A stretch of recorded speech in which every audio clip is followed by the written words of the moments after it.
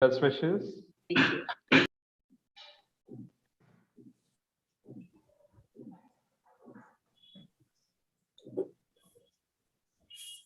Good evening, everyone. A warm welcome to all our guest speaker, panelists, and esteemed teachers to a panel discussion on the topic Back to School Integrating Blended Learning in a Classroom and a walkthrough of Colon's Infinity. Thank you so much. Thank you so much for joining us this Saturday evening. I'm Shrikant Reddy, and I shall be moderator for this session. Blended learning is formal, personalized education enhanced by technology to give learners a voice and a choice in their mastery based education in a flexible physical place at a pace partially determined by data and feedback. Blended learning involves a combination of classroom teaching and online learning. It is now possible to craft student centric quality teaching materials involving modern multimedia tools. Electronic lectures, unlike face to face teaching, can be perpetually accessed by learners, and that helps in better understanding and modernization of concepts. With skillful use of ICT, content rich, interactive lessons can be developed that excite learners and transform the learning environment, making it student centered and where the teacher becomes the facilitator rather than the knowledge provider. The NEP 2020 states that while promoting digital learning and education, the importance of face to face, in person learning is fully recognized. Accordingly, different effective models of blended learning will be identified to appropriate replication for different subjects. This evening, we have Ms. Amrita Burman, the guest speaker, who set the tone for the topic Back to School Integrating Blended Learning into the Classroom. Let me take this privilege to introduce Ms. Burman. Ms. Amrita Burman is the Deputy Director, Sunbeam Group of Educational Institutions, a passionate educator who believes that it is only through education that India's destiny can change. Ms. Burman has been associated with Sunbeam for over 27 years now. She did her MA and MBA from Calcutta. She has done a certificate course in educational leadership from Harvard Graduate School of Education. She, along with her team, have researched and worked on the Sunbeam Percept, which guides the academic and co-curricular transactions at Sunbeam. She closely monitors the unpacking of precept across 25 Sunbeam schools. She has traveled widely, both in India and abroad, and is in complete sync with happenings in the field of education the world over. She is also the head of Round Square of Sunbeam School. She was part of Vicky Arrive's delegation, which visited London in February 2019 to attend Learn It, and has also attended the Microsoft World Educators Conference E2 in Paris, besides being present as panelist and expert in a host of national and international conferences. She has authored books for English schools in English. She is also one of the prominent authors and educators whose thoughts feature on special compilation on joy and power of reading brought out by Scholastic called Why I Love to Read, which features many prominent writers. Over to you, ma'am. We request you to set the tone for this evening. Thank you so much, Shikantji. And it's an absolute pleasure for me to be here to speak about a topic which is really close to my heart. I'm sorry, you'll just have to bear with a little bit of noise because there's some work going on next door. So you just have to bear with that. Absolutely, ma'am. I just want to wish everyone a very, very, happy afternoon for all of y'all to come back from school. Maybe, as somebody was just mentioning, there are no weekends for teachers, but I'm glad that we're all together because I think this topic is really a burning topic to speak about. What happened was, all of us know about 18 to 19 months back, we were all thrown in the middle of a pandemic. And of course, we went onto the online platform just overnight. Of course, it was a great learning experience. It was a challenging time we all had. It was an absolute paradigm shift.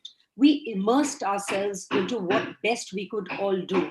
But all said and done, it was an emergency response. We had no choice, and therefore we went online. So there was really nothing planned about it. Unfortunately, at least initially, that was a major problem that we all faced, an emergency response and how to look into it. Today, I'm very happy to see happy faces back in school. We were just discussing, and I was saying that the strength is increasing almost every day because of the kind of work that's happening in most of the progressive schools. Children are coming back to school, and it's the same for us also.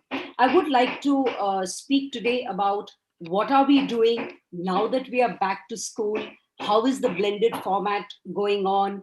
Why the blended format is being adopted, and obviously the challenges that we are facing, and how are we trying to overcome these challenges that we are facing on the blended format.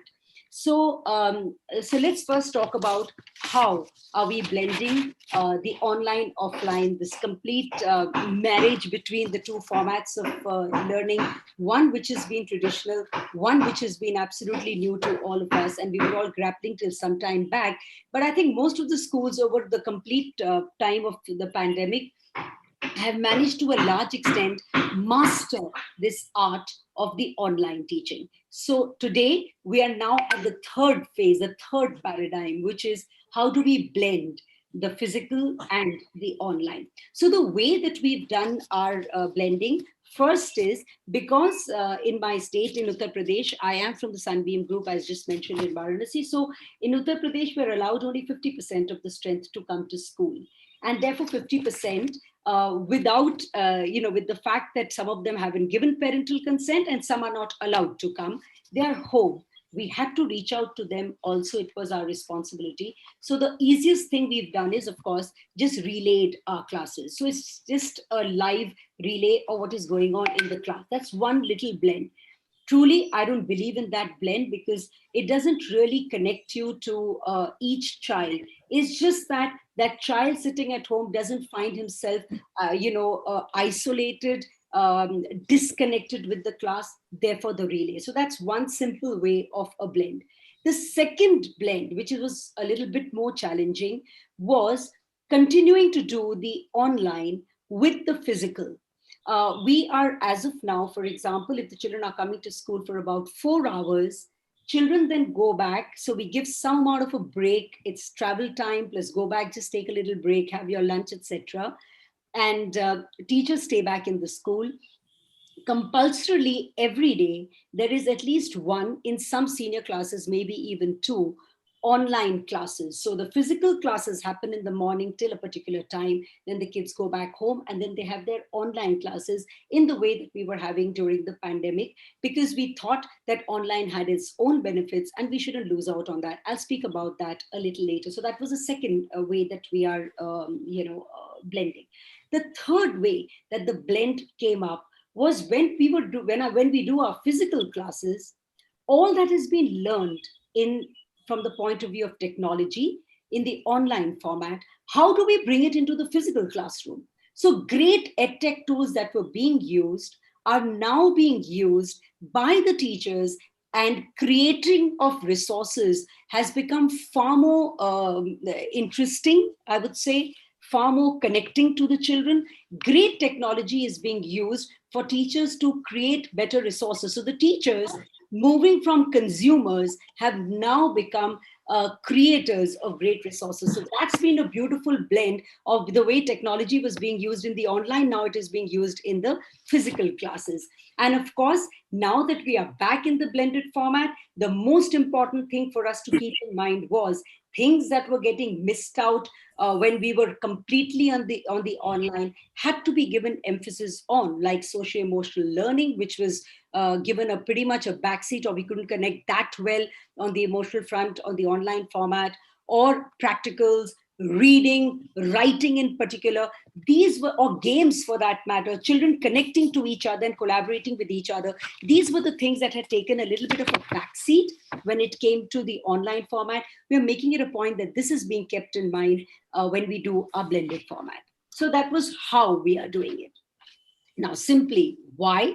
Well, the most important thing that came to our mind once we got back to the physical class was that all that we had gained in terms of the effort taken by the teachers, by the school, the management, the time spent, the money spent, and the kind of the progress that we saw amongst the children and the teachers when we use technology. We didn't want to lose out on that. We saw benefit in the online, and as was very rightly mentioned when we were having an informal chat, that the kind of push that the education system has got in this when we in the last 18, 19 months, there's been a complete paradigm shift. We would, I think, have not achieved this for the next 25, 30 years had we not been put into this soup.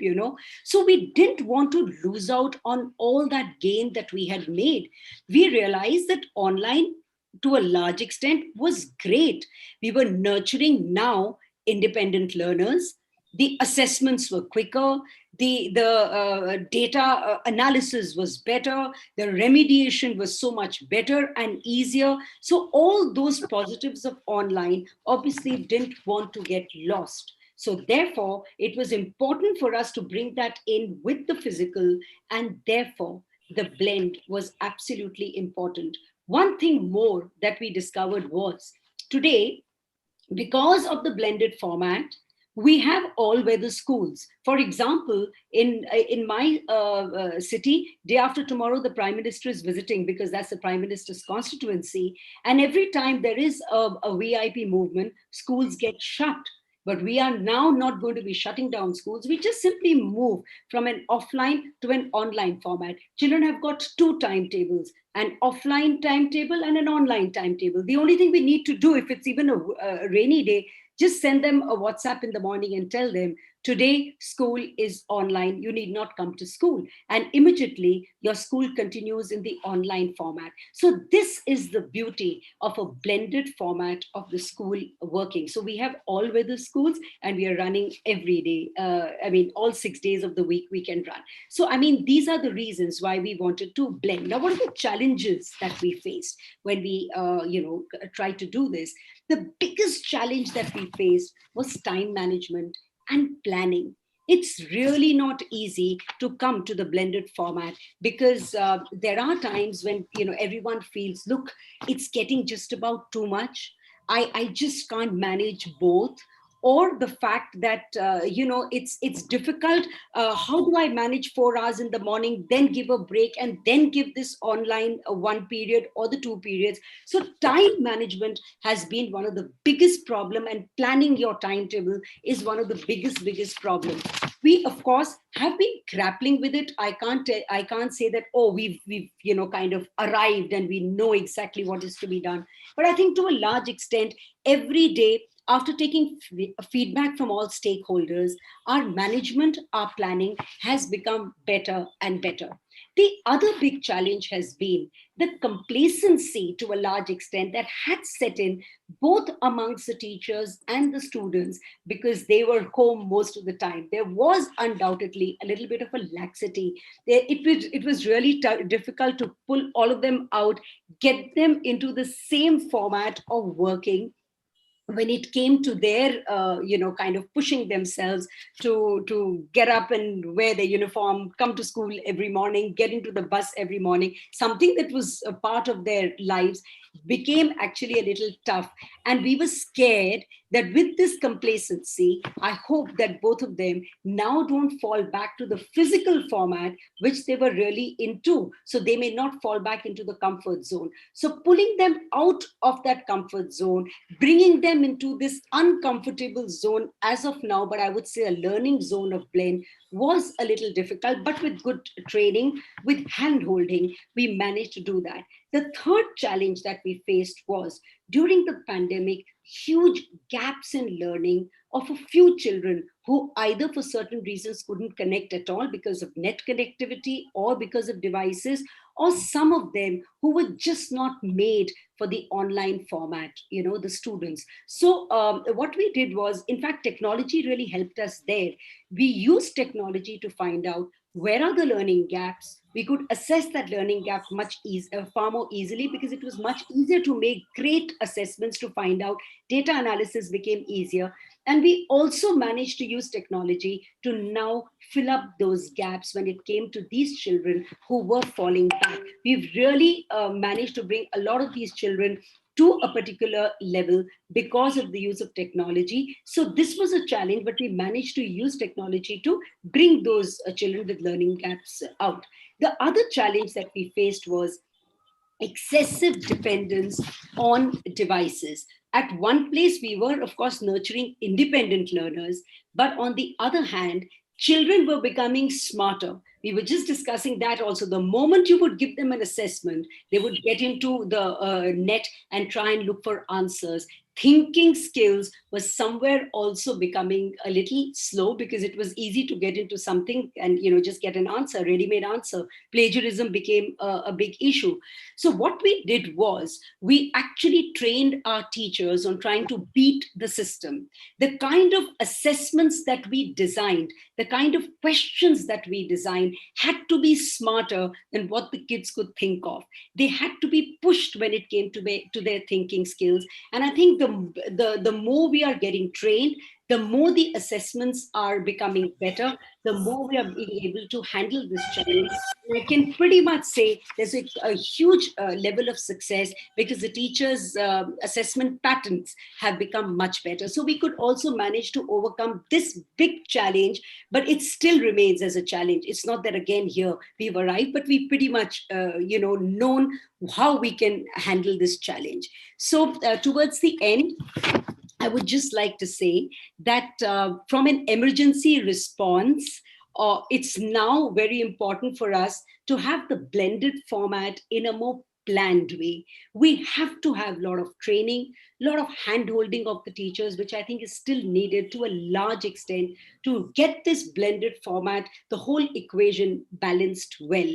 Because at the end of the day, it's the teachers that we really need to invest in, because we all know it's the teachers who've really worked hard, who probably pushed themselves to the maximum for us to reach from that situation of an emergency response to where we are today. The blend in all progressive schools is really happening well. And I want to say kudos to all the teachers who worked extremely hard, because at the end of the day, they are the ones who've come up as the rock stars of the pandemic, and I need to salute them. When it comes to their efforts. So that's all that I wanted to tell you about our journey of the journey from an unplanned format to a more planned format of the blended learning. Thank you. Thank you so much, ma'am, for wonderfully setting tone to the topic over here, and also, your thoughts on how actually the teachers have stood up to the certain challenges. The smarter the students get, the more effort the teachers must actually put, isn't it? And I'm sure teachers would be successful. We've heard of wonderful stories where teachers have worked towards that, right? And also, like all weather roads, all weather schools. Yes. Yes. Now, I don't think we'll have any good reason or a bad reason to stop the school from functioning because of the system of blended learning. Yes. So, thank you so much. And also the challenges. I'm sure we'll be discussing more about the challenges, but wonderfully set the tone to the panel discussion this evening. Now, let me take this opportunity to introduce the members of the panel. We have uh, vis-a-vis the alphabetical order. First, Mr. Asad Rashid. Mr. Asad Rashid is the managing director of La Martinez School and is a dedicated, resourceful, and goal-driven educator with a solid commitment to the social and academic growth and moral development of every child. He is associated with the institution since its inception in the year 2007. He did his LLB and postgraduate diploma in educational leadership and management. Experienced in developing curriculum as well as conducting training and parenting programs, he has introduced concepts into curriculum related to life and social skills and thoroughly enjoys working with children, and he encourages creative expression. He is enthusiastic, committed educator with innate ability to understand and motivate children and strive to build student self-esteem and encourage understanding of cultural diversity, gender differences, and physical limitations. His foresight and hard work have brought many laurels to La Martinez School, like International School Award 2019 at Chitkara University, Samagra Siksha Award 2020 at New Delhi, and many more from ZLearn Limited for outstanding work in pre-primary education over the period of time. Mr. Asif, thanks for being here, sir. Thank you so much. The next panelist, Ms. Poonam Gupta. Ms. Poonam Gupta works with the Heritage School, Gorakhpur. A seasoned school administrator with experience of more than 10 years is running the school effectively vis-a-vis academics and operations. She has also taught social studies in a prominent school in Calcutta for 3 years, a master's in education with great organizational and time management skills. She has also provided counseling, guidance services to the learners. A forward thinker, having set achievable goals for the students to improve their performance in an underdeveloped location, she has built links with regional community centers and other academic institutions to help students focus on application-based learning and to face challenges of the real world. She has worked with different teams of teachers, students, and parents to create a flow of information and develop innovative teaching practices for students. Thanks for being here, ma'am. Thank you. Thank you so much, Srikanji. And good evening, all the members. The next panelist, Ms. Rachna Pant, is the principal of Ramja School, Arkepuram. Ms. Pant has been an impassioned educator with a zeal for reformation and creation of education system, which is committed to creating an egalitarian society. She aims to develop an institute which will be a miniature of a world which is sensitive, equal, and has ethos of compassion and acceptance. Through the various initiatives, she has also aimed to model the school on a future vision of peace, creativity, and infinite curiosity aided by modern technology. Ms. Rachna Gupta, we welcome you, ma'am. Ms. Rachna Pant, I'm sorry, we welcome you, ma'am. The next panelist is Ms. Renu Arora. Ms. Arora currently works as a HOD English and has been in the teaching profession since 1991. She has headed the team for ISA Award in the year 2013. She has worked as an editor for the school magazine for over 5 years and headed the Gift a Plant, Gift Life initiative by the school. She has been a jury member for many competitions held at various levels. Welcome, Renu ma'am. Thank you. Thank you, Shrikant. Good evening, everyone. Good evening, ma'am. Mr. Sandeep. Mr. Sandeep is a known figure in education circles in the Kumaon region of Uttarakhand. He is an alumnus of the prestigious Hartman College, Bareilly, from where he qualified ISC and ISCE exams. He earned his bachelor's and master's degree from Bareilly College under the aegis of Rohilkhand University. He has taught science and biology in different capacities in different schools to students in India and abroad. He has also authored books for students in primary and middle classes for science and GK. He received the Uttarakhand Ratna Award in 2016 and was felicitated at Principal's Conclave in 2020 for dedicated services during the pandemic. He is presently the founder principal of Mount Z Litera School, Rudrapur. Welcome, sir. Thank you so much. Am I audible? Yes, sir, you're audible. Yeah, thank you so much. And good evening, everyone. Good evening, sir. Please go ahead. Thank you. Yes.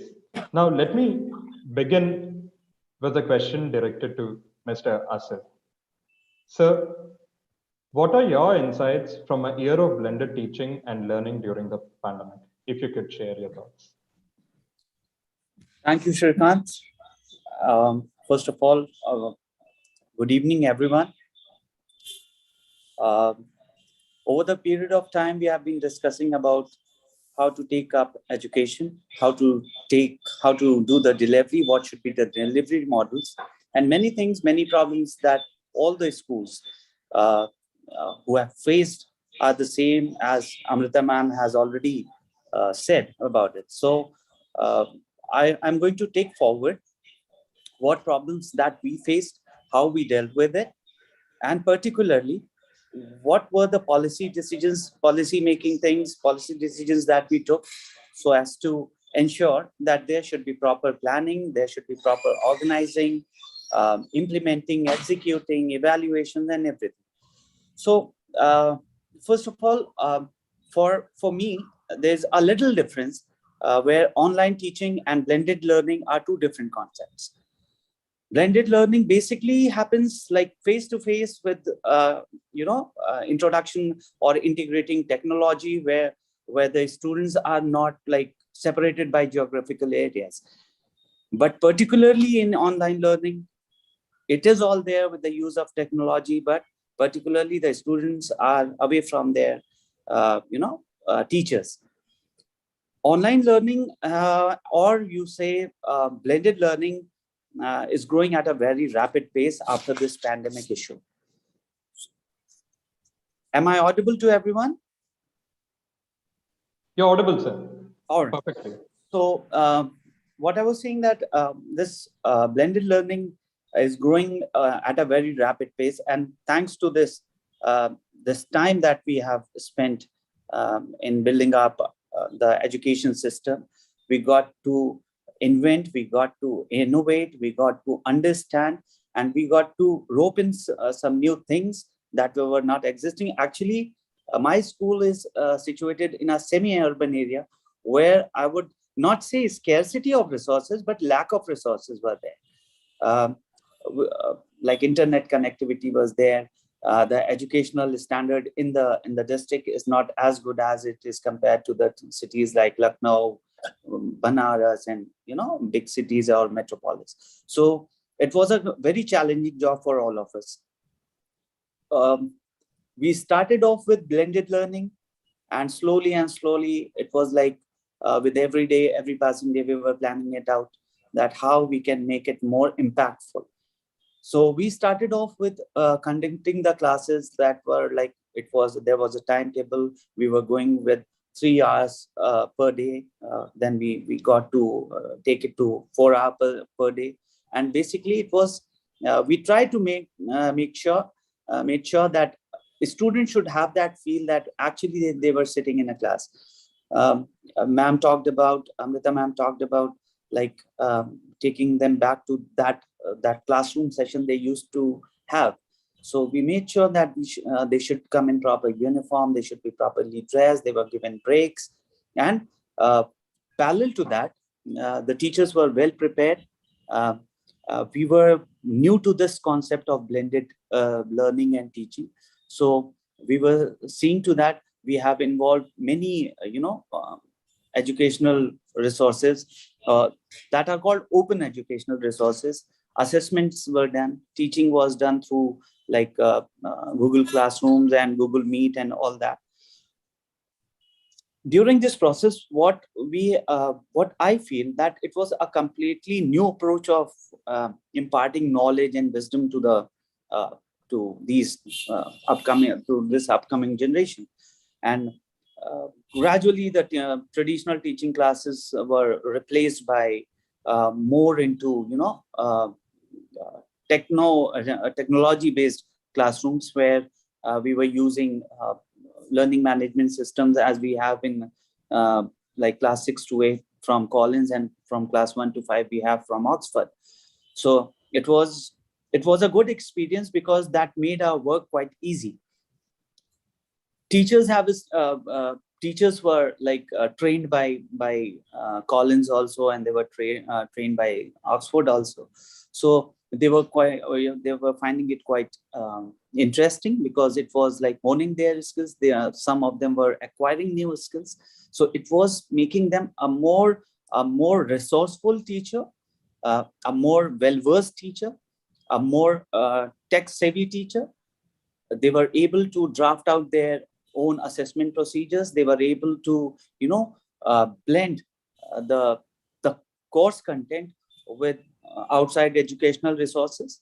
And it was actually reaping benefits, that I thought, because students were more exposed to having their own learning pace. They were enjoying that. In traditional classrooms, what used to happen that, okay, teacher came, she gave up the lecture, she was unable to assess the level of understanding about the concept that child had, and even the assessment was not like up to the mark, or maybe a very precise assessment was there. But when we started off with this, that blending, technology, or integrating technology with the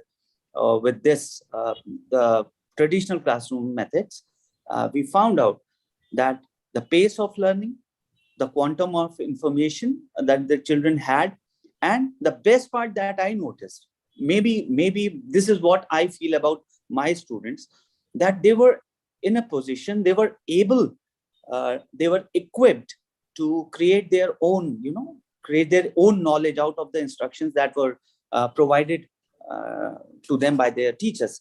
But still, having said that, we, as well as many schools, they continue to face challenges. How to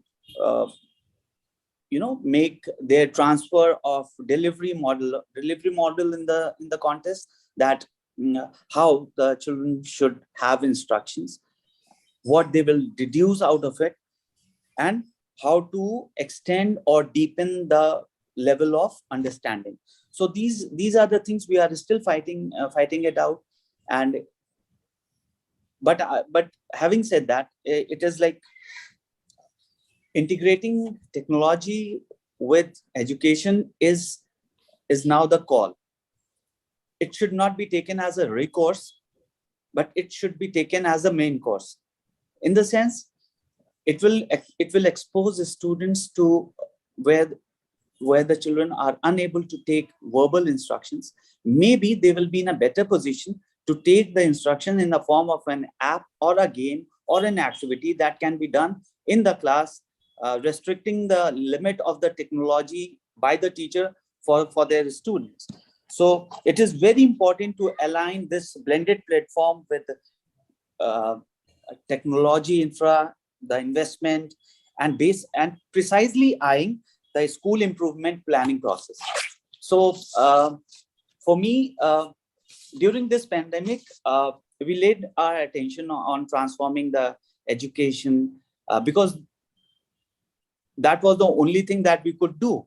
We were not having any options. So we just tried. We were going from traditional or rote teaching methodologies to more of like technology-based methodologies. So we laid down our attention on transforming this education, the methods, the processes, the laying down the learning objectives, assessing the learning outcomes, and so that it suits the needs of that spectrum of the students or learners, for which we tried to strategize the planning process that included all the stakeholders, be it the parents, be it the management, be it the students, everyone.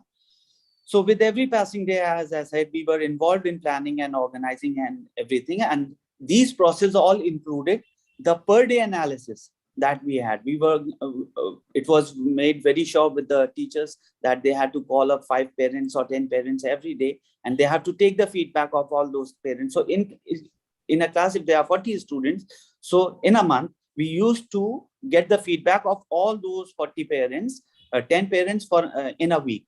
So we were able to get the 40 feedbacks, and we were in a better position to transform our policies, to make more corrections, to make it more impactful, to make it more resourceful.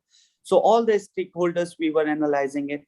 The LMS that we were using, we were analyzing it, that what outcome we are getting out of it, the student information system. And basically, the worst problem that we faced was the internet connectivity, and that plays a very pivotal role when we are shifting our teaching process or the learning process from this classroom traditional learning system to more blended, or to be more precise, on online learning systems. So it was observed by us that blended teaching requires additional skills that should be identified and developed.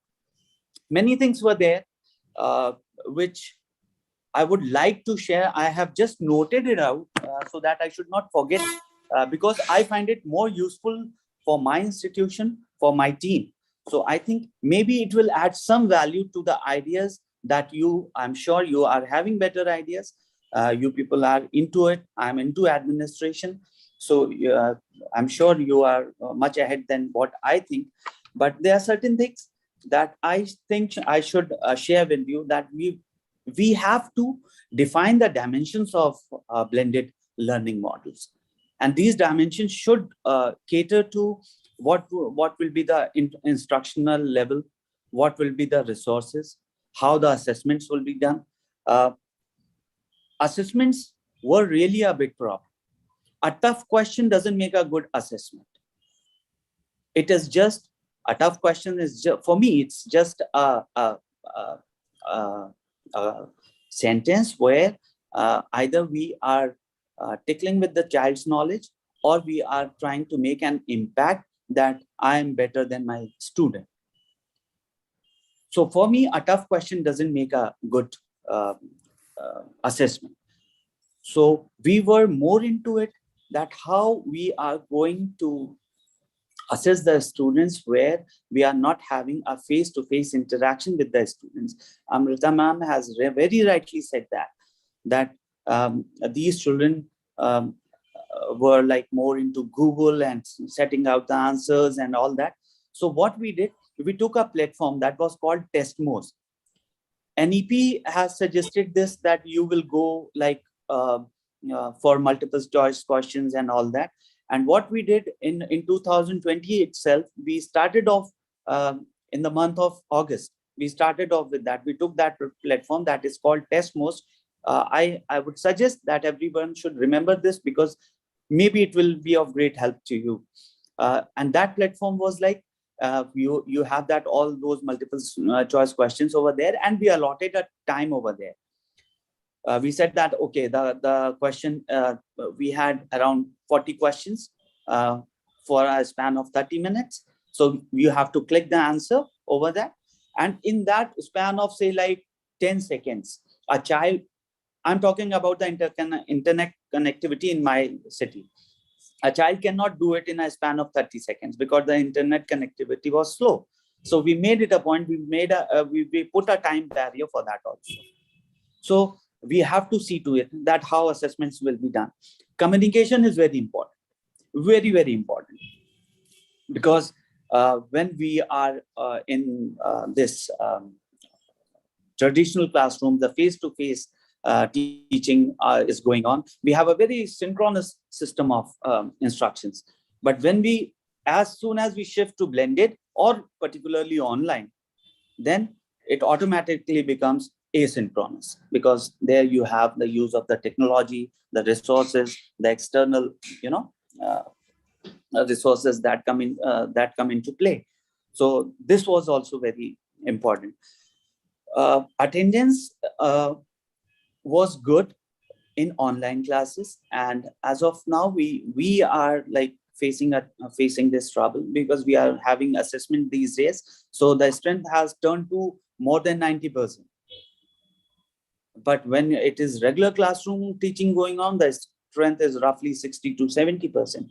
So I have taken the points from Amrita ma'am, where I have noticed that class-wise counseling session for parents that I'm going to do very soon after the exams get over. And students, I will just try to, convince my students who are like attending the school to convince their fellows to join the school. So these 2 points I have taken from Amrita ma'am, and thank you ma'am for giving me this idea. Thank you so much. So now student role, that is student role enhances or decreases. That depends upon the engagement of the teacher. It depends upon the engagement of the teacher. The more interactive class it will be. Interaction doesn't come from the subject content. It comes from the subject creativity. So the more content creativity will be there. I was attending a small session with Tata Institute of Social Sciences, where they were talking about critical and constructive teaching and learning. So this can happen only with the skill of the teacher. So these are the things that I think that these dimensions should be taken care of when we are going to create a model where we will say that no where we'll say this, that, okay, my institution is a institution where blended learning models are followed. Mostly, if I go by the data, so I will say that mostly the institutions in India, or at least in our state, mostly the institutions are not digital schools. Had we been digital schools, these things would have been the same. The problems would have been the same, because the parents are not that tech savvy, or they are like, they must be having connectivity issues, they must be having their financial constraints or anything, right?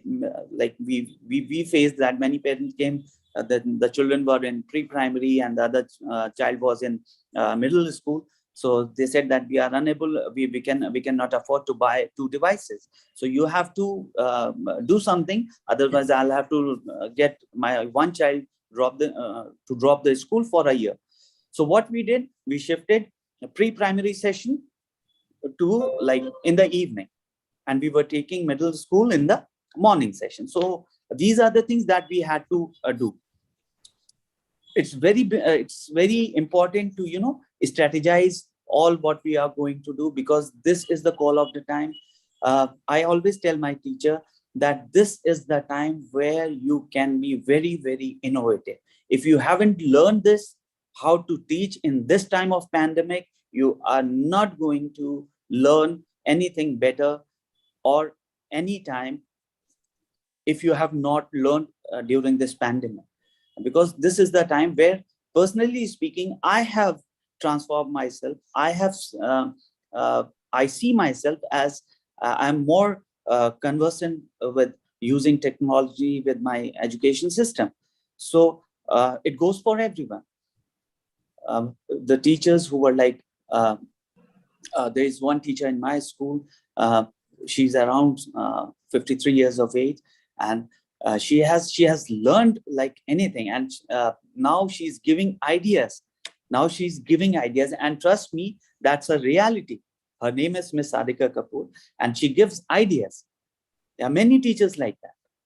So we have to, if we can plan it out, if we have to plan it out, we have to plan it out in a way that is approachable, that is understandable, that is implementable, that is executable, that should come to a scale where you can evaluate that what improvement you can do, what additions you can make. So these are the things that I think are very, very important.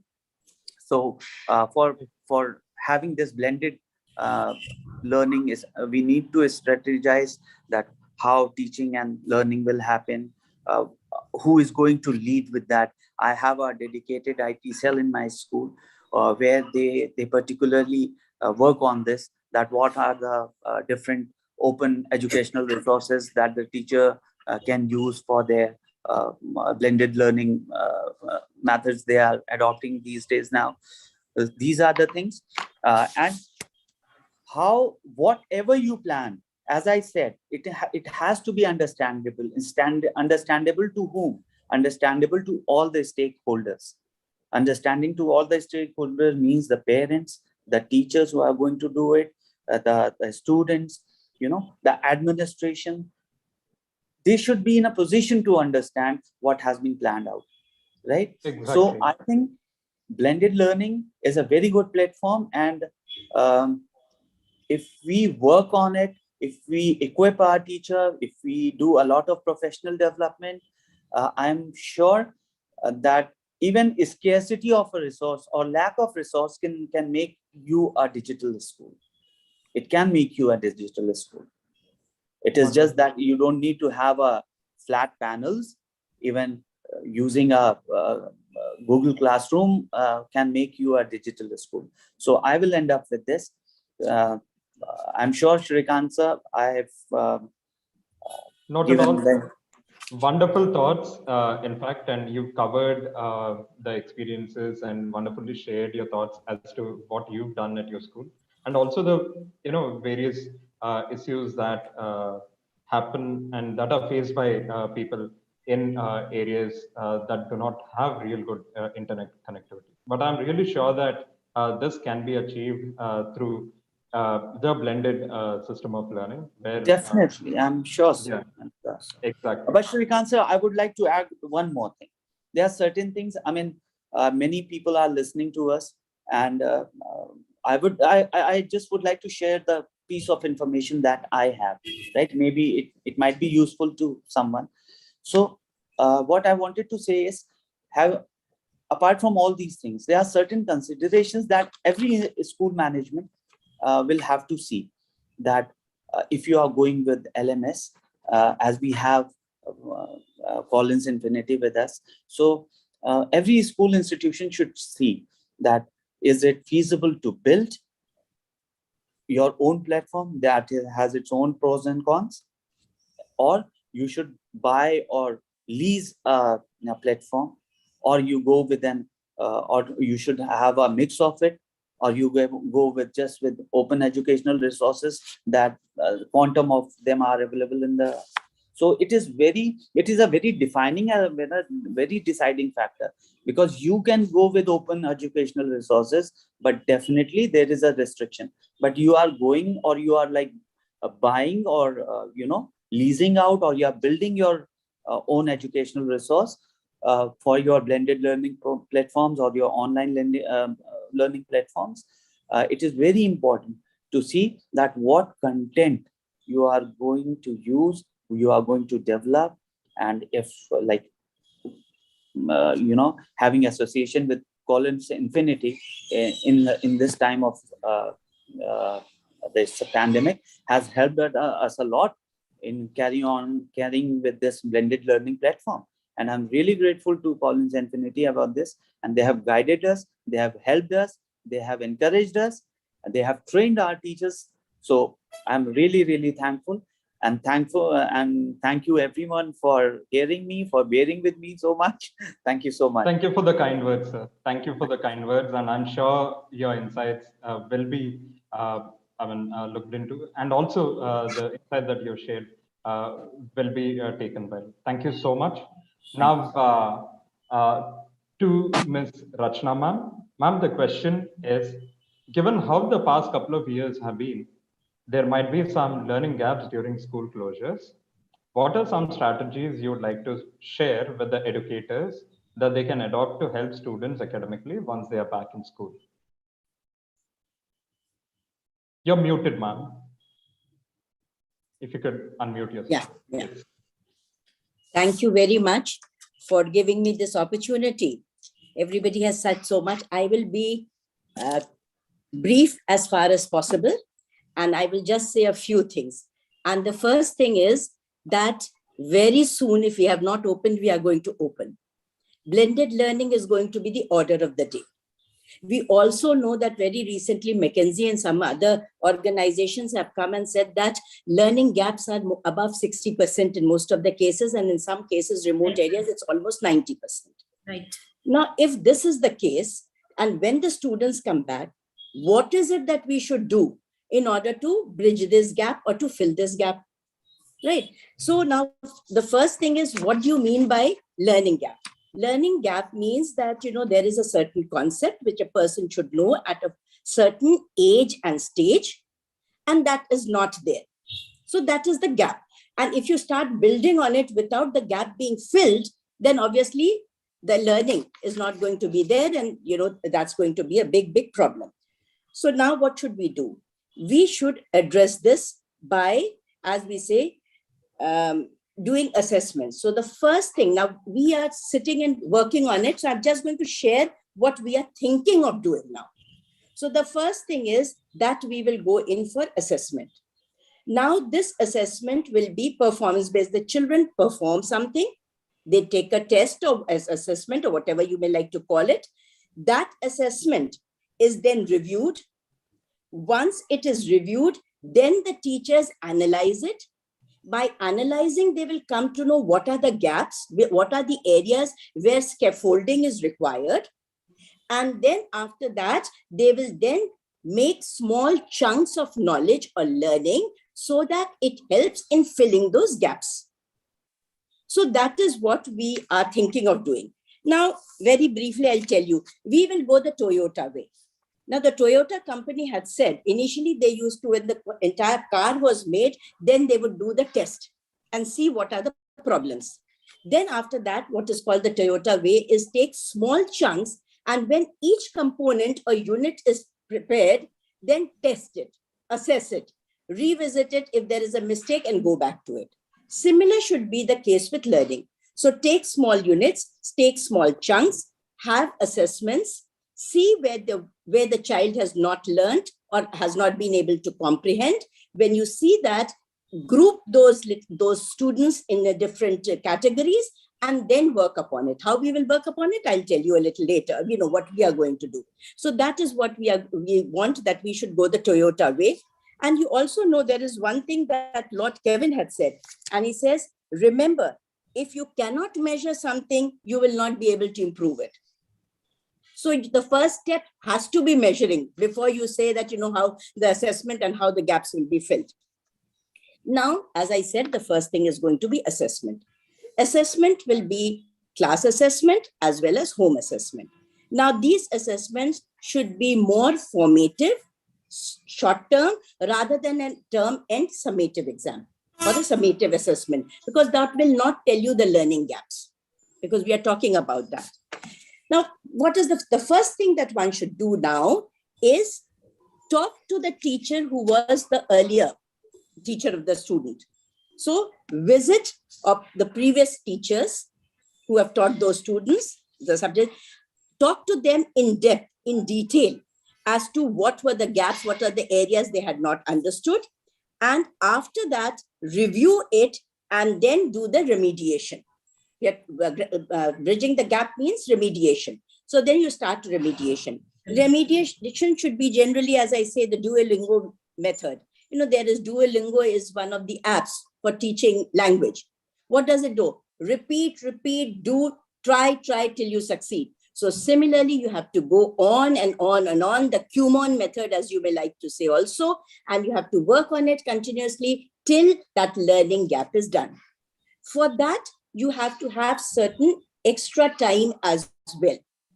That you have to fit in your timetable. Very judiciously, I think Amrita had said, or our previous speaker had said, that you have to have a timetable, which is like a jigsaw puzzle and which is like, balancing a seashore. That is how it has to be.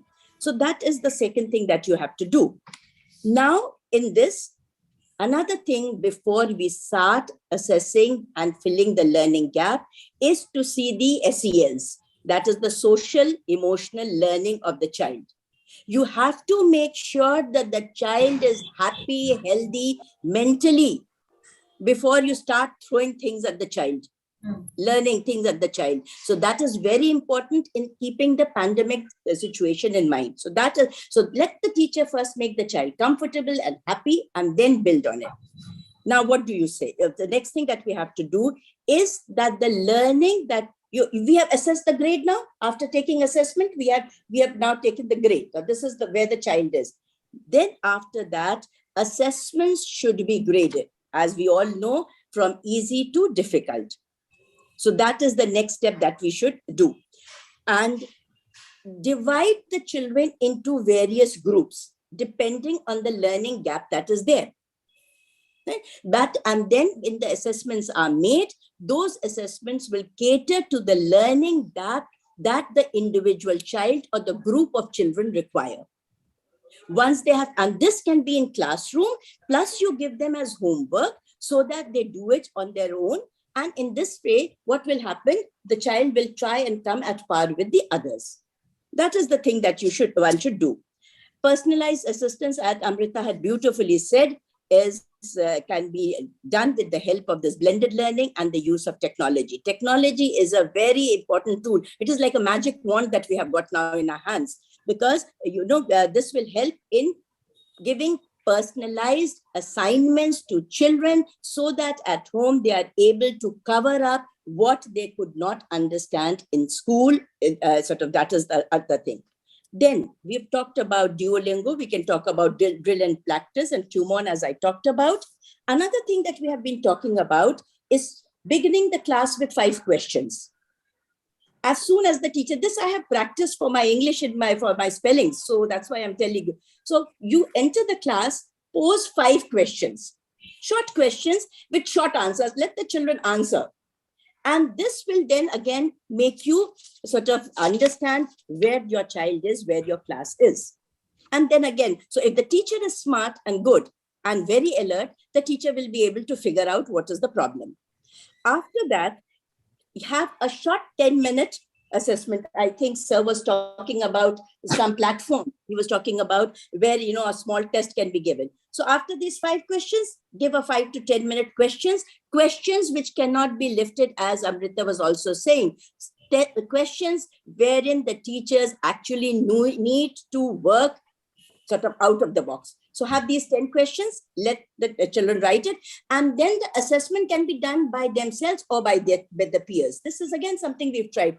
You give the answers, let the children give marks, give little smileys, they love all that. Do that, or ask your peer to do it. So that will again help the children. They will know what is wrong with them. If you feel they will feel uncomfortable, let them do it themselves. So this short 10-minute assessment can also help in bridging the gap. The third thing that we can do is what you call the flipped method, which has been going on and we have also used it. Tell the group or the children, now this is what you have to study at home, and tomorrow you are going to be the teacher and the class is your student. And let us see. So what happens? They will start sort of trying to be the teacher. Once they start being a teacher, you actually know, be very, very vigilant. You will know that this is an area where the child or the children have not understood. And the other children will be asking questions. So by doing this, as you call the Adan Pradan, by doing this, you are helping the others to get their doubts cleared, as well as this child who is teaching or the group that is teaching also is improving. So it is not, so this is, when I say improving, it's not just content improving, confidence improving, facing the class, the delivery, language, everything is improving. So that is another thing that one can do. And I've already talked about personalized assessment, which can be both in classwork as homework. Here, ask children to make questions and come. Or you also make questions. Now, when you make a question, make that same question differently. You can make a question, one question, the answer may be the same, but the way you put the question, twist and turn, as you call it. So the moment you twist and turn, what will happen? You will understand it is not just rote learning. It is actually understanding the concept. And what is learning gap? Learning gap is when a child has not understood the concept. That is what a learning gap is, not rote something. So this is another thing that one should do. Another thing that one can do is what you call role play. Now, everything cannot be done in one. So in one class, you do this, in another class, you do something else. That is another thing which can be role play, which as I told you, where this can also be done. And this is, then there should be what is called intervention. Now, this intervention can be a structured intervention.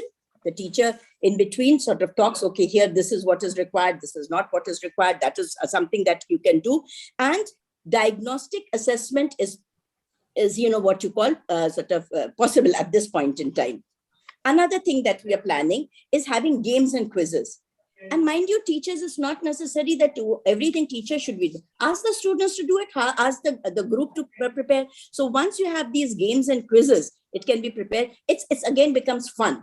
And you can form little groups and you can have this. Again, you are helping in sort of bridging the gap that is there. Another thing that one can do is what is called fictionary games. Now, these fictionary games are facts and vocabulary. If you want to test the facts in history or in anything else, you have a little quiz-like thing, and you also want to test vocabulary, you do this. So you can have these fictionary games. So that again becomes very good. Another important thing which we have tried to do during the pandemic, but which can be done, is what you call video making facts. Ask the children to make videos on facts. Show it to the others. In the process, visual, audio, or both are being used, and the child is also learning. The others who have not understood will also try and understand. So that's another thing that we can do. Another thing that can be done is what you call sort of games of interviewing. That's also very, very interesting, and it is not necessarily a question and answer. What you can do, you can have a structured question and answer where you have already decided this is what I'm going to show, whether it's in video or whether you are talking. preset questions are there, answers can be given. Another thing can be unstructured. You have just prepared it and then randomly ask questions, whatever comes to your mind. The third is what you call the semi-structured. Semi-structured is a few are pre-structured questions and some are unprepared structures. And the fourth can be in-depth structure, what you call as deep learning now. So that also, so if you just, there is a topic which is very, very important. You want deep learning of the child, then have these type of questions prepared so that the child, there is deep learning that takes place. Another thing which I say, that please, when you're doing remediation and when you're bridging the gap or learning gaps, please try and see where do you need a bandage system and where you need a band-aid system. Supposing there is a little problem. For that little problem or this little gap, you use and teach the entire chapter.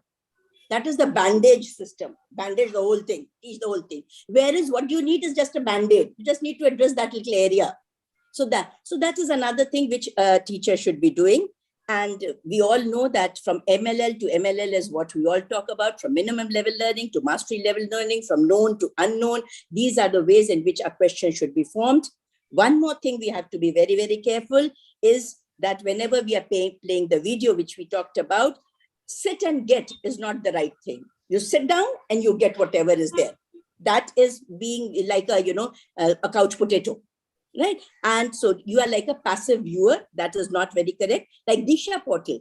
It has small 10 minutes clips or something, and there is a question answer, children answer. So it is more interactive. The more interactive it is, the better the learning outcome will be, the later the learning gaps will improve.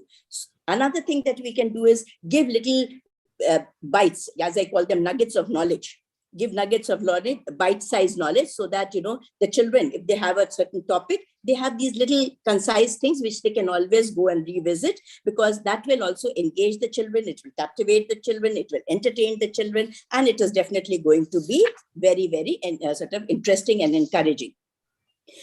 I've already talked about the graded assessment system. And when you are doing the graded assessment system, the first level of graded assessment system should be fundamental grading. Whatever you have to know, fundamentals. The second is what you call the transferable sort of standard. What is transferable? What you call application based. That is funda sahi hua ki nahi hua. That is application based. And then the third will be enduring standard. That is when you use project method, because when they do it, they are not only understanding it, they're not only transferring it, there is fundamental knowledge bhi ho gaya, transformational bhi ho gaya, and enduring bhi ho gaya. All these three things will come. And when this happens, learning gaps will definitely be taken into account. And again, I'm telling you, it will not take time if you give it as a project work to a group. It will help the entire group. Another thing which I learned during the pandemic is virtual trips are also very, very interesting. It saves money. Plus you send children, give pre-planned, as I said, pre-questions, preset questions, give it to them, ask them to come back and revisit it based on your history chapter. And it is beautiful. And ask them to ask questions and tick mark correct, tell them to give 100 out of 100, 10 out of this thing. Oh, they do it beautifully, especially up to class 8. It is fun for them. So do all these things. So these are a few things that we have been thinking about doing it. And I will only end by saying that education, as you all know, is a constant flow. And we have to keep on discovering, rediscovering the act of learning and teaching, and keep sort of making adjustments. That's what it is. That's what I feel. I hope I have not overstretched my time. Not at all. Thank you so much for being very crisp and also sharing in the 10 minutes a lot of information. I'm sure all the teachers would be benefited vis-a-vis the learning gaps and how do we assist students, and also the strategies vis-a-vis how we can help students with peer learning and how to engage the students and make them a participant in their own academic progress. Thank you so much for those thoughts, ma'am. Thank you. And just for a correction, when I was introducing our next panelist, Ms. Poonam, I did say it was Gorakhpur, but Ms. Poonam is the principal of Heritage International School in Kasia, Kushinagar. Thank you so much for the correction, for helping us with the correction. Now, Poonam ma'am, we request you to share your thoughts on this question. There is a lot of focus on student-centered personalized learning, giving the learner more autonomy in how they construct knowledge and apply it. In today's changed education landscape, How would you direct a child to take ownership of their own learning? Thank you. In the past, the school used to teach the children, and the children used to follow the instruction of the teacher. They used to put the blinkers and they used to follow the instruction of a teacher, and they used to do their homework, their assignment, as the teacher has said to them. But in the changing scenario, as there is an inflow of the information, there are lots of information, good information, bad information, everything very easily available on the net. While doing any assessment, the children, they easily go to the net and they search it. Like ma'am has said, Amrita ma'am has said, and Asad sir has already said. But earlier there were not many distractions. Now the children are using their homework, they're doing their assignment with the help of all the information which is available. The child has to be taught first what is good and what is bad. We have to teach them the process of filtration, the filtration of the knowledge, what knowledge is required for the assessment, what knowledge is good for them and what knowledge is bad for them. Like today, we teach the children good touch and bad touch in our lower classes, but these things change up as a sex education in a higher classes. Same way, the filtration of the knowledge should be done by the student. What is a good information and what is a bad information? So that we have to teach the first child what is good information, how to filter the information, what information they should use. Now, with the flow of information, children are using the mobile, they are using the tabs, they are using the desktop, laptop, everything they are using. And the guardians are actually having this frustration that ma'am, instead of learning, instead of focusing on their work, children अभी बहुत ज्यादा mobile use कर रहे हैं, अभी हमारा बात नहीं सुनते हैं.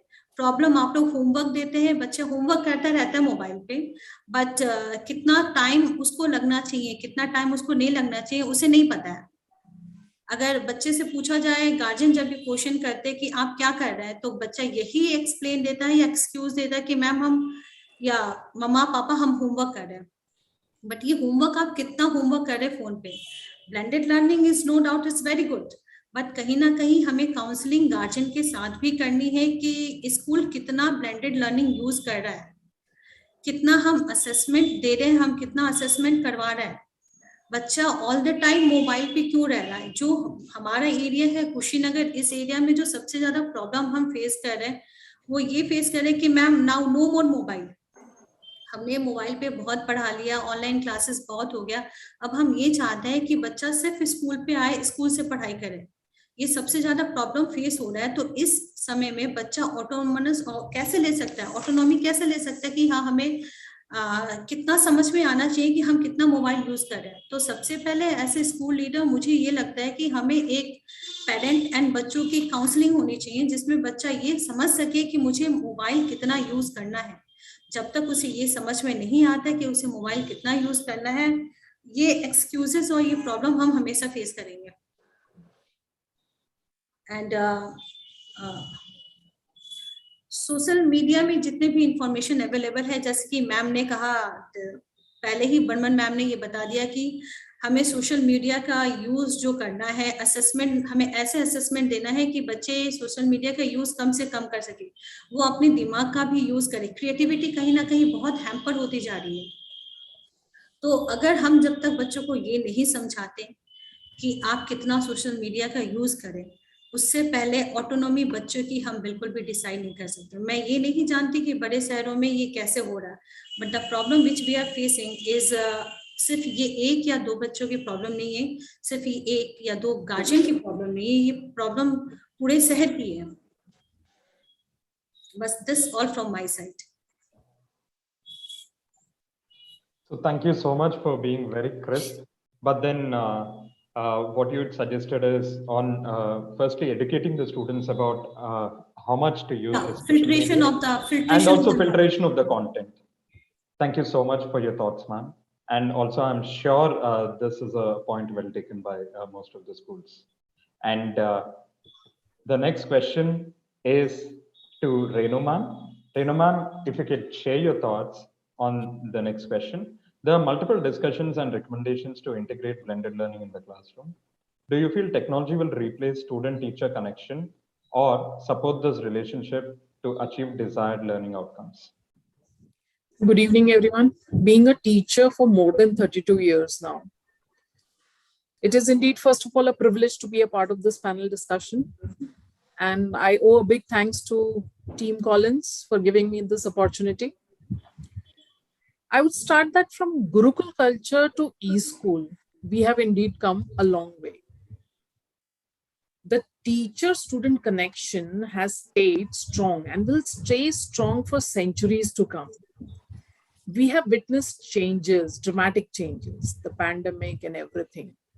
But I can strongly say that no technology can ever replace a teacher. And that is one question I've often asked myself. And I strongly feel that no, it will never happen. A teacher can never be replaced. There is constant pressure on teachers and administrators to implement technology in classes. No doubt there are various disadvantages. But the big question is that replacing a teacher, no matter how advanced we are, no matter how equipped we are, we have computer programs, we have different products of learning we are coming across. But I personally feel that a teacher simply does not just impart knowledge or information, and teaching is definitely not about facts and figures. A teacher leads a child, facilitates, and mentors a student. Actually, teachers are a sort of role models for the children, and they drive them towards a bigger, brighter future. Obviously, a teacher is one who encourages independent thoughts, independent learning into the minds of the students, and gives them numerous opportunities. A teacher influences can set an example, inspire them to achieve goals. The trust between the two is, to create a perfect environment. And obviously, I agree we are into a virtual mode, but virtual mode cannot balance or create a complete platform which eliminates the teacher. No, we have a bigger challenge, equipping the teachers, then making technology available for the students. There are many hurdles, as the previous speakers mentioned out, that network issues, then gadget issues, like there are numerous problems. But if I focus on what have been the main point for me of discussion is that we have to implement these innovations in the curriculum, but we should not do by losing control over the classroom. And it is beyond doubt that the generation today loves technology, and it has immense potential to upgrade today's education system. New technologies obviously will energize the students and the teachers as well, which means that even in a technology infused learning environment, the role of the teacher will always remain ever important. Yes, I must focus that it will be less traditional, but important. Technology is a very strong role player in today's time. It is certainly changing the way students learn, but not a replacement, of course. It is also significant and important to remember that a teacher is more than just a facilitator of knowledge. Technology is merely an augmentation to a teacher. It can help the process of learning, but it will certainly not replace the role of the teacher. My constant emphasis is because I've been teaching students now offline, and I've seen the change, how the children interact, how they have missed that culture, being with the teacher, interacting.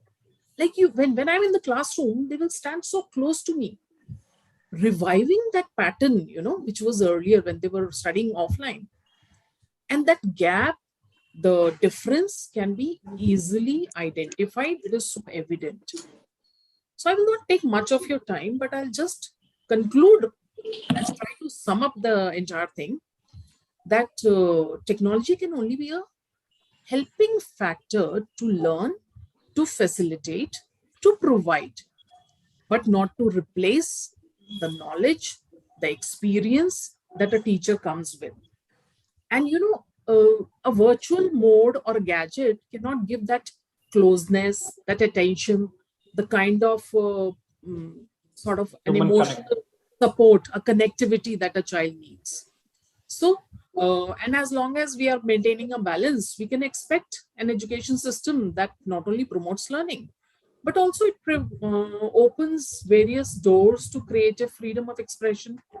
So it is better said that teachers' role will be prominent. The teacher will be an important part, integral part of teaching. And yes, we have to change. We have to evolve. It is beyond doubt. Yes. Thank you so much. I hope you agree with me. Oh, definitely. And there are a lot of people in the comment section who have suggested that they definitely agree with you. In fact, let me read out a comment. Ayushi ma'am says, absolutely correct, Renu ma'am. Destruction of physical classroom is an innovation, but technological innovation cannot outdo physical teaching completely. Obviously, the human angle is one of the most important things. Yes, otherwise it becomes emotionless. It doesn't have the, essence of teaching a human by a human, right? Right. So thank you so much for your thoughts, ma'am. Thank you. And now to the next question. Uh, Sandeep sir, the question is to you. Blended learning is firmly rooted in empowering teachers to provide personalized and competency based instruction with a variety of tools at their disposal. Would you guide teachers on how they can effectively integrate blended learning, blended ways when they are back to schools?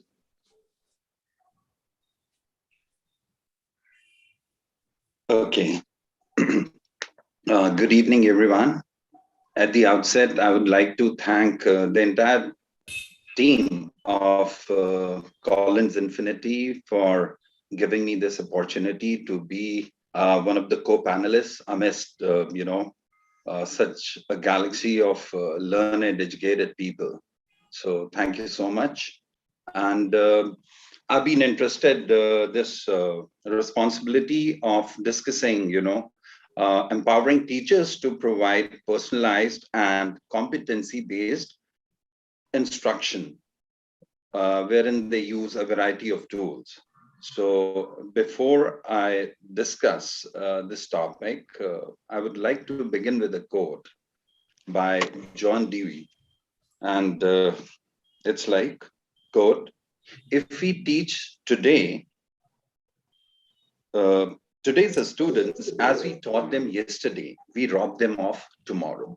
So this is a quote, which I find very inspiring, and it's very practical. And it's also said that if there is anything that is permanent, it is change. And what we have seen in past couple of years or so is one perfect example wherein the educational system has, changed considerably. I heard all the speakers. One good advantage is like when you have to speak at the end, you are left with very little to share. And well, I remember, I think it was Ms. Amrita who said that there has been a paradigm shift. Yes, it's very much so. And had we not been severely impacted by this pandemic, I guess very few schools would have even thought of introducing, online classes. But since a lot many of our attendees, they are actively into teaching, so I strongly feel that let me first allay all their fears and maybe even doubts. We're talking about blended learning, we are talking about its implications and all. So let me tell you that it's something which has been since pretty long. The only thing is what we have now, or what we are going to introduce maybe a few months from now, or could be a year or two later, will be a much improvised version of it. So, if we go back to our own school days, it was not just because, if you just try to browse and find, so there are different versions, the way they have given it up. So it's like, it's a blend of what you call different teaching styles. Some of them, they call it a hybrid style of teaching and all that. So I guess most of us have already been into it. And, irrespective of whatever subject we teach, we've been using it. And it just struck me, activities like the subject enrichment activity, that's just a part of it. So when we talk of, blended learning and its implications, and particularly if suppose we have to take up the uh, challenges what a teacher faces. All I have to say is, it's something which we have to do in a more systematic and a pragmatic way. So it all begins with a plan, and then you go ahead, you design. Once you have a crystal clear idea as to how you're going to go about, you need to implement that. And then you have to definitely evaluate. And then you have to sit back and reflect and then try to improvise. So, what is that kind of makes this, what do you call, blended learning a little different? So, it is, it is learner centric. So we focus more on the student. And when we say so, it is not the entire class the way we had been doing over the years, but it's individual student that we talk about. So we have to identify and understand the competency of students. And then, we have to help them achieve their goals, the desired goals, which for a teacher is actually the learning objectives. So, this is something which we always mention in our lesson plans also. We clearly mention as to what the learning outcome or the learning objective is. So the only thing is, it is having a more, I would say, systematic or a methodical approach. So, here, in fact, you need to explore diverse learning and teaching techniques. You have to plan and devise the strategies, and you have to see as to how effectively you can apply them in real classroom situations. So the idea is to help every student progress, every student learn.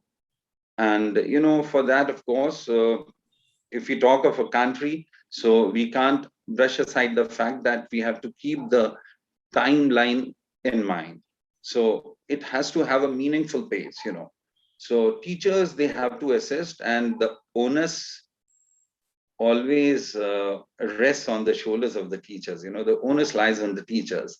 So now it will be more, though, ma'am was talking about flipping classrooms and all, but still, the teacher has to be there, and you play the role of a facilitator. So I was just thinking, we have been flipping classrooms only on 5th of September every year. And now what ma'am has suggested is that we have to do it more often. And I guess it is something which is very effective also. So when we talk about this, we have to actually get the best out of every student. So, it's not lycra concept that one size fits all. We actually rebuffed this idea. It is it's like one size doesn't fit all. Yeah. Okay. So we have to customize. We have to think, we have to tinker, and we have to keep re-looking at what we plan or devise and just make adjustments. So you have to, the teacher's role has, in fact, gone a little beyond what it used to be. So you have to fine tune and you have to see. And many schools, I guess they are already into preparing individual success plans, or what at our school was like, we call that as individual student profile.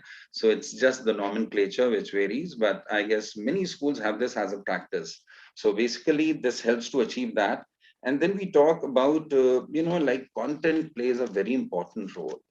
So here, because, it is entirely on the teacher as to how best you can deliver.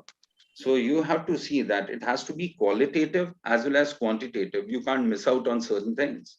Now, I guess I don't at all intend to offend anyone, but one thing what we have been facing here all across in the state of Uttarakhand is, probably it's been, I guess, 3 or 4 years now, wherein a diktat was passed that we have to only stick to NCRT books.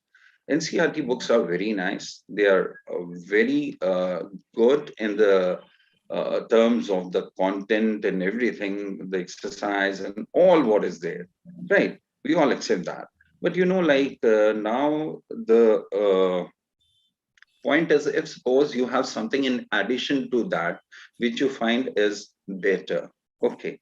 By that, what I mean is NCRT books only, like the schools which have been exclusively using these NCRT books, the disadvantage is that we do have the PDF, we do have the digital format, but, and of course, you do have some web support. But then if we talk of, like the other publishers and all, so you get the digital content, and that is a big help for the teachers, because like there's a lot of pressure. I guess all the school heads, all the principals, there's a good number of them on the panel, and they must be well aware of the fact that it had become really difficult for the teachers to strike a balance, and they worked for hours together. So like this is something what I found. So when we talk of content, so it has to be qualitative as well as quantitative, and it has to be very well aligned with what you want, so that you meet your learning objectives. So teachers here, the advantage is you have the freedom to customize the content. So as ma'am said, Rachna, like she gave some very good ideas. I particularly like, like starting the class by asking 5 questions. So when it becomes a practice with the teachers, and I guess if all the teachers start doing that, so students, they start coming prepared. This is something which is highly contagious. Maybe when you do it for the first few times, only the brilliant ones, I mean, the ones who are otherwise very regular, punctual, and, like keep updating themselves, they are the ones who answer.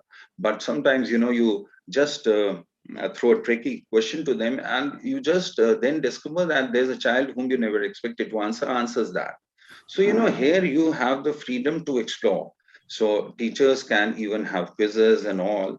So when we talk of the tools, there is no restriction. And as I said earlier, I would like to reiterate that teachers shouldn't have any such fear that it's going to add to their work. But I would say that it's going to make them even better and more versatile. See, 3 decades back, it was said, again, I would like to mention, I don't intend to offend anyone. If a person didn't land up being anything, ended up being a teacher. But today it is the most versatile, intelligent, dedicated people who are getting into this profession. So, it's very important that, you have to accept these challenges and you have to move on. So it is here where you can put on your thinking caps and go beyond the books. So that's one thing. And you have got a variety of ways and strategies to teach. See, one is like what we normally do. So that is the teacher-led. It can even be student-led. When you swap and give a chance to a student, give him a day or two to prepare, and then you can ask. So then we have group discussions. So we have some language teachers on the panel, and I guess they'll accept the fact that we have been doing this because in many of our books, we have got pair work, we have got work in clusters or work in groups, small groups, and that is where they discuss. So, it also helps children to develop interpersonal skills and leadership qualities also. So somebody takes the lead and somebody takes the charge, and you keep swapping, you make someone and all that. So you can, you have the freedom and you can use umpteen number of tools. So the one big advantage is that you can integrate technology, and that is what I believe all the teachers have been doing. I guess most of the schools today are equipped with the digital classroom. So that's one big advantage. And, I don't brush aside the fact that some schools do not have access to good internet connectivity and all. And that is where, things derail or say they go a little off the track. But then again, they can always record videos and share something what many schools did. And, it's about improvising something. So that's what we all do. And then, not that when we were at school, we also did some projects and all, but it wasn't to this extent. Today, children, they do a lot of dissertation work and it starts pretty early. So whether it is giving them some assignment or a project, and then again, lots of worksheets are there, handouts are given, and then quizzes. I remember a few of the panelists, they did say that. And that's very interesting because, like children, they have an innate curiosity when it comes to attempting questions. So that's also something very good.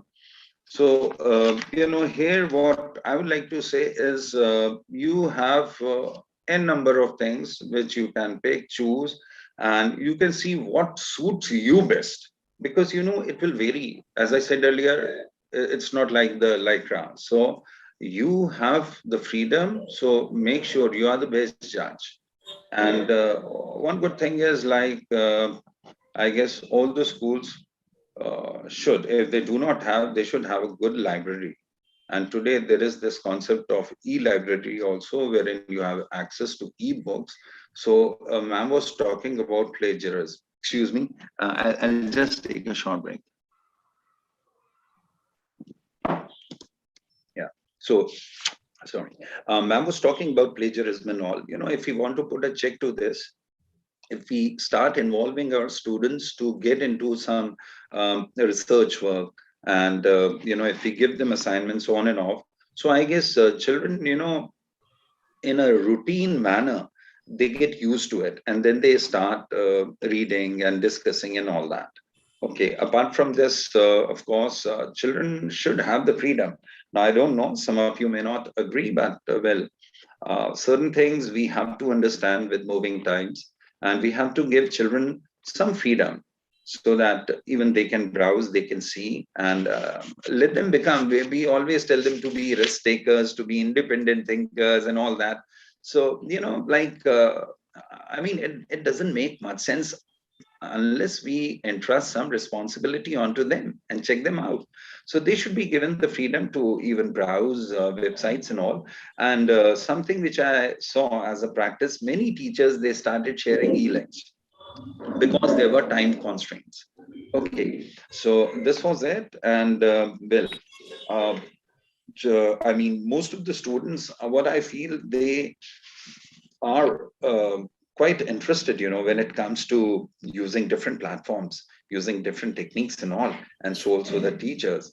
So when we essentially talk about using different tools, so that there's a lot.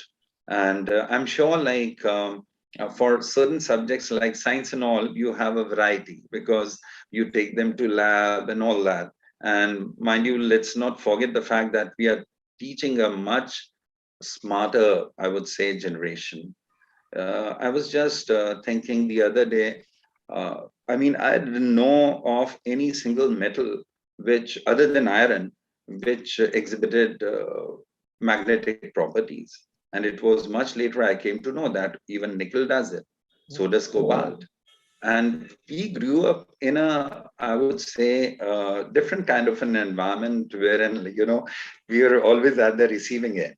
So we never had the guts, the courage to ask our teachers. And today, most of the children, they have the freedom.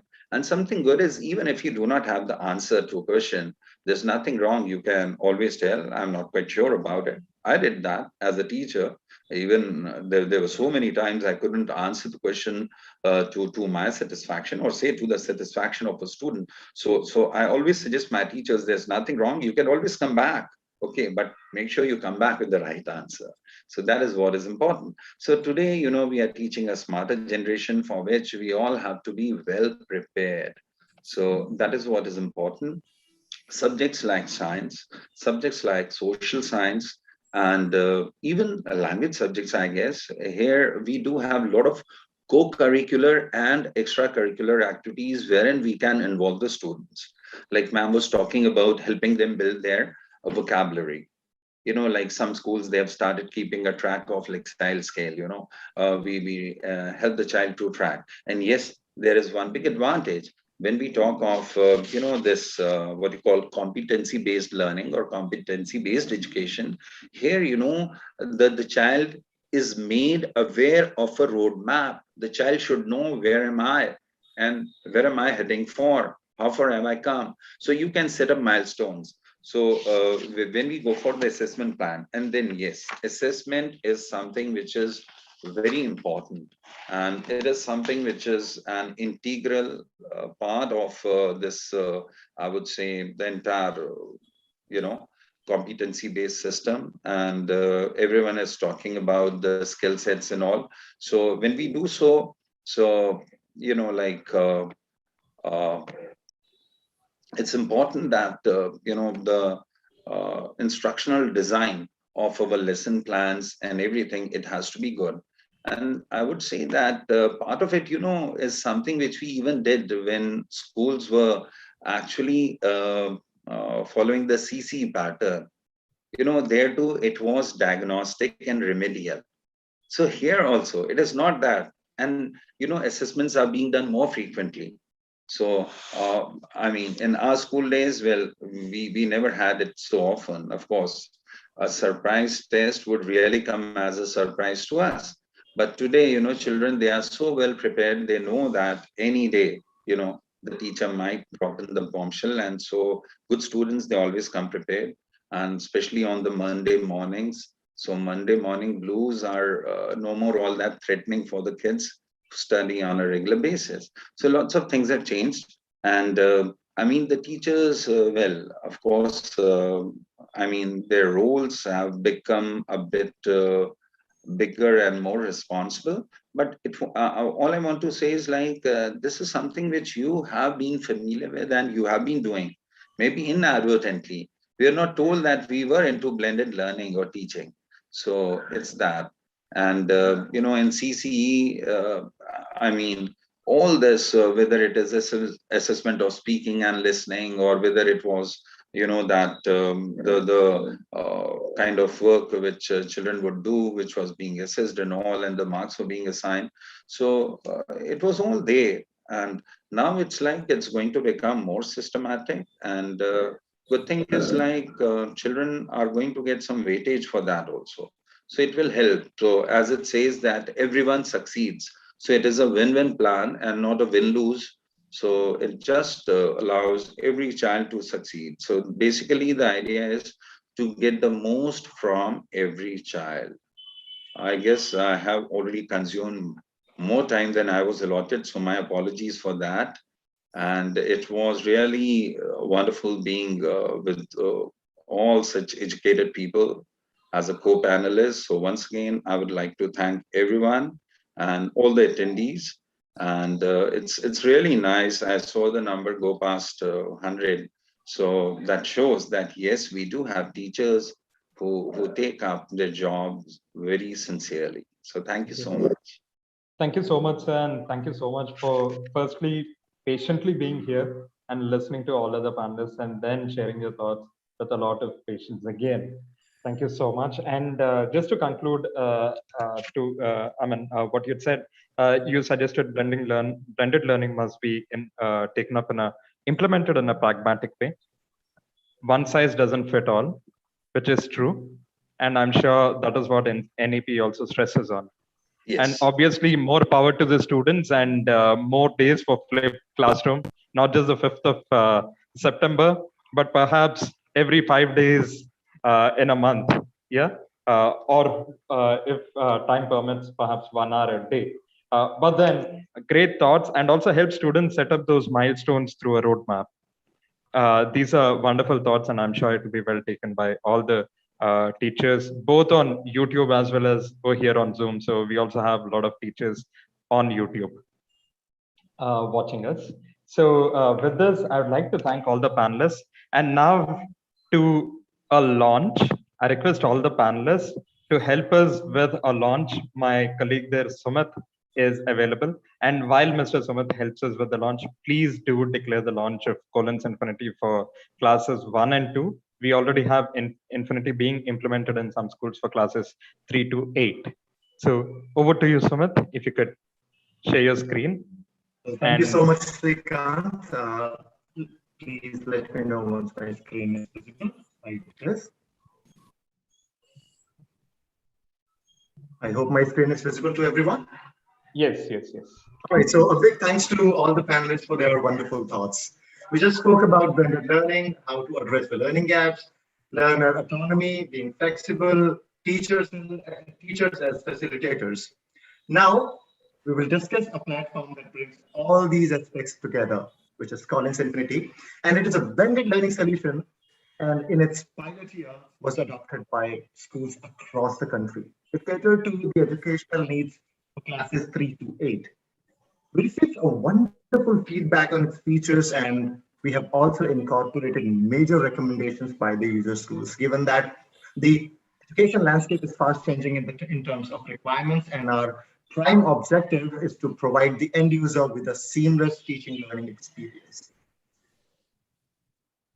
Now, if we talk about Collins Infinity as a publisher, we have adhered to the guidelines laid out in the National Education Policy 2020, be it our print. Sorry for interrupting. Your voice is not clear. Is it better now? Yes. Yes, Sumant. Be it our print resources and digital resources, we have adhered to the National Education Policy 2020, and keeping the bandwidth in mind, we have split the books in 2 volumes. Now, what's in it for me as a teacher? Now, the teachers get what's in it for me as a teacher, as a parent, as an admin, and as a student. So we have 7 subjects, mainly English, main course book, and grammar. We have EVS, math, science, social studies, computer sciences with coding. Now let's look at the video to know more about it. Collins Infinity. Let's reimagine education together. Collins Infinity is a single, unified platform that caters to every facet of education delivery. Designed with an intuitive and fully responsive, state-of-the-art interface, Collins Infinity brings the best of content and technology to create a holistic teaching and learning experience that goes beyond the traditional learning management system. Whether you are a teacher, student, parent or administrator, Collins Infinity will meet your needs.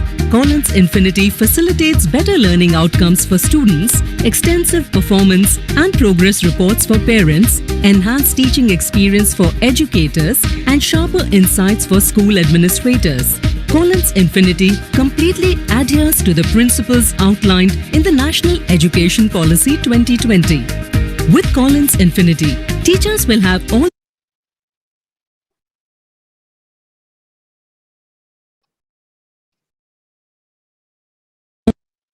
the learning materials in one place and make it available to their students with just a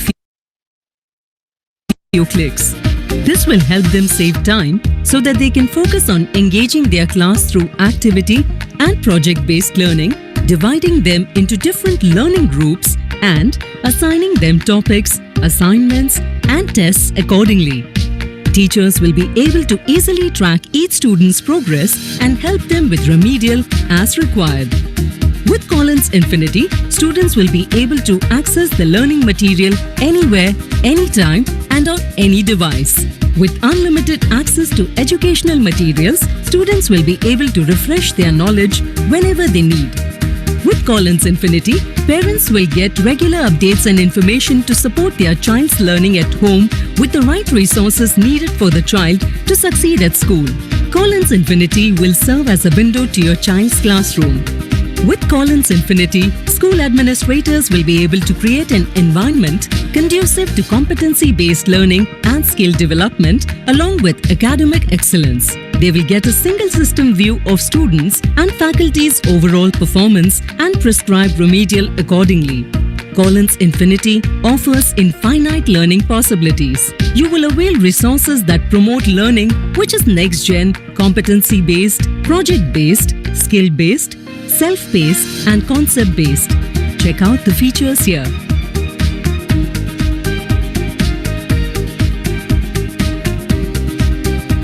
Prepared teachers, Engaged students, informed parents, and a strong support network are key to achieving overall academic excellence. With Collins Infinity, experience learning the way it should be. To book a demo and for other queries, write to Collins Infinity at harpercollins.co.in or contact your local Collins representative. Collins Infinity. Let's reimagine education together. Now, let me quickly take you to the live platform. I hope my screen is visible. My browser is visible to everybody. This is the teacher dashboard where we can see Not that. visible. Now it is. Now it is visible. So this is the teacher dashboard where the teacher gets the authority to plan their events. The teachers can assign the assignments to the students. There are ebooks, there are digital assets like animations, interactivities. The teachers can create their tests and plan their sessions effectively. Now, when you talk about planning the sessions, you can see that we have the lesson plans here, and the lesson plans are the subset of the chapter plans. The teachers can plan their lessons simply with one click. All they can do is they can simply click on this button and select plan. And now you can see that we have the schedule here for the month, and all the teachers have to do is simply drag and drop. Now it says the lesson has been scheduled successfully.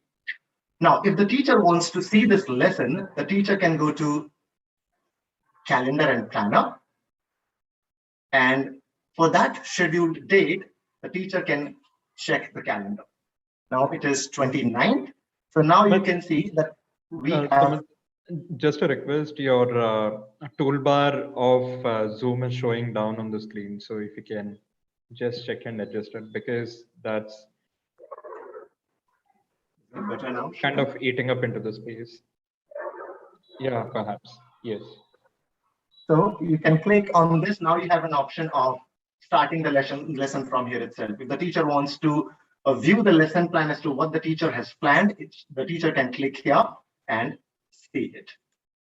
Now, looking at the digital assets, we have the interactive, we have the animations that the teachers can start the session with. After the animation, to reinforce the learning, the teacher can go to the interactivities and reinforce the learning of the students. So you can see the interactivity here. The teacher can use this interactivity in the classroom in both in an offline as well as online mode of education, and they can reinforce the learning of the students. The animations can be played directly from here. You can play the animation and you can pause the animation once the animation is over and come back to this. And then we have the chapter audio as well. So if you wish to view the chapter audio and listen to the audio, you can simply go to preview, click on this and listen to the audio. Now you have an audio file already in front of you. You can simply click on the play button and play the audio. Now, we talked about the question bank in the beginning. The teachers can go to the question bank, and the beauty of the question bank is we have all levels, all cognitive levels of Bloom's taxonomy here, and the marks are also allotted, right? So the teachers can create their own questions. They can create the test papers and assign the test papers, assignments, quizzes, and other resources simply with one click. The other thing that the teacher gets the access to is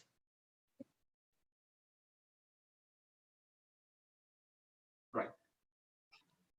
Now, once the teacher has taught, then there is an assessment. How the teacher will be assessing it. So you can see that we have an assessment report generated here. So this is the summary report. If you want to see the question-wise report, you can see it from here. And this is simply based on the assignment submitted by the child. You can see the student test report, the level of difficult report, and the level of classification report. As and when the child submits the assignment, the report will get generated after the evaluation, and the report can be viewed both by teachers and students. Now, once that part is over, the teacher can go to diagnostic and remedial, and from here the teacher can set the pace of the learning, right? The teacher can have the access to all the subjects assigned here. The teacher can see do the pre-learning diagnostic, post-learning diagnostic, and the configuration summary, and the teacher can assign whatever the teacher has planned and decided for the student. Sumit, a kind request. If you would mind, turning off your video so that we can save on data. And yeah, thank you so much. All right. Okay. The content was pixelating, and therefore, without him, it would be helpful. Okay, I'm so sorry. Now, let me quickly take you to the student log. Now, this is the student dashboard where the student gets the access to all the subjects assigned to him by the teacher. Now you can see that we have English, EVS, grammar, maths, science, and social studies. Now, these are the recent activities that the child has performed, and these are the due activities which the child is yet to undertake. Now, we have the learning tools, activity centers, reports, and notifications. The student can also view the timetable created by the teacher. The student can simply go to the activity center and see the leaderboard, any kind of upcoming activity which has been assigned by the teacher, anything which is pending, any activity which the child is yet to take, the completed activities, report cards, and all the teacher assignments which the teacher has assigned will be reflected here. Now, if the student wants to study a particular subject, the student can click on that and he can access the resources. So the student can click on the chapter that he wants to view. Now we have the ebook, we have the animation, we have the chapter audio, and we have the other games and naming words and other activities which the students can take to reinforce their learning. Now, we also have the learning tools like Mathometer, we have tables, we have timelines in maths and science, and we have periodic table for the students. Now, the reports can be viewed directly from here. The student can click on the reports and can get the access of all the reports that the student has. Now, let me quickly take you to how the parent login will look like. Now, this is the parent login. Now, parents play an important role, an integral role in the child's progress. Now, those parents should also be aware as to how their child is progressing. For that, the parents can simply log into their ID and they can access the report generated for their child's progress. Now, the parents can go to this button and they can access, just a second. Let me sign this again. Right. So that's how the parent login is. You go to this feature and now you can see all the reports for their child. Now you can click on overall report to access the complete report of the child. Now you can see that each and everything that the child has undertaken is reflected here. So this is what the parent login looks like. Let me quickly take you to the admin login now.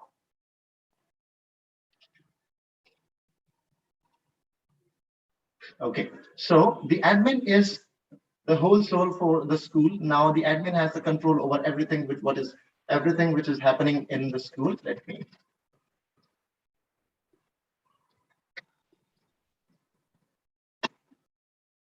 just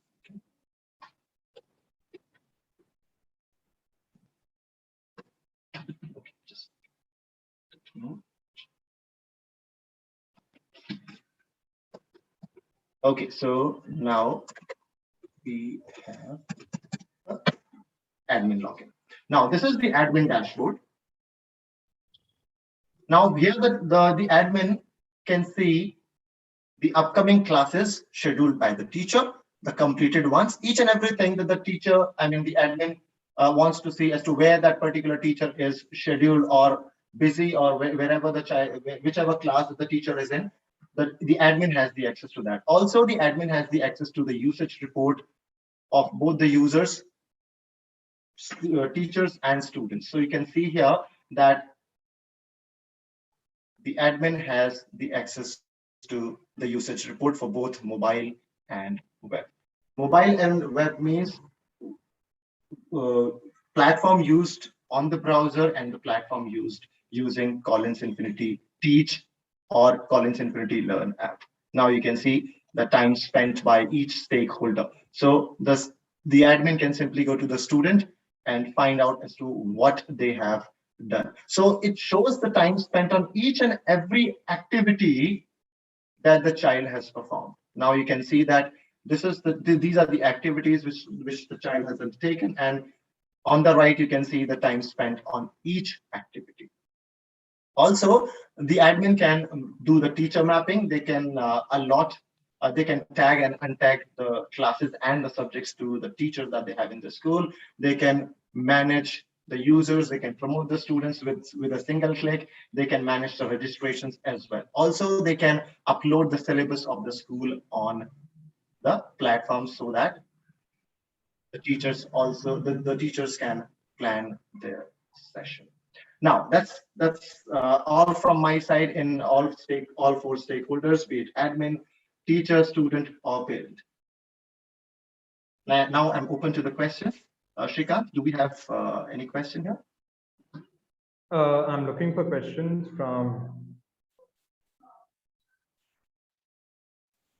from the teachers. Not any questions. I think all the teachers have understood the question. All right. So there is one more thing I would like to tell you. Like I just said, shows the access on both mobile and web. Mobile means we have two apps. One is for the teachers and one is for the students.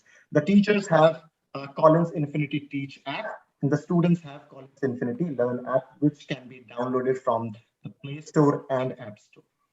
Now, if the teacher does not have either the laptop or a desktop, the teacher can still access everything, plan their session. They can assign the assignments to the students with a single app.